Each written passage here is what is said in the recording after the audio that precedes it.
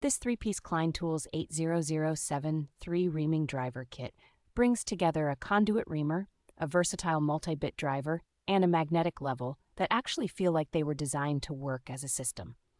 The dedicated reaming screwdriver does a clean job of deburring and smoothing thin wall conduit in common trade sizes, which really helps protect conductors and makes fittings seat correctly.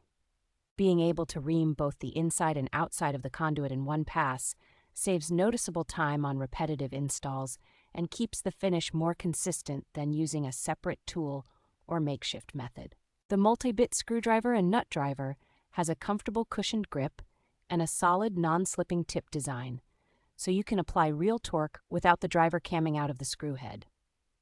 Its selection of interchangeable bits and nut driver sizes covers most fasteners you are likely to hit in electrical and low voltage work, reducing how often you need to reach back into the bag. The compact magnetic level with its secure magnet track and simple thumb screw attachment makes it much easier to hold conduit at the right angle while bending and to avoid those frustrating dog leg offsets.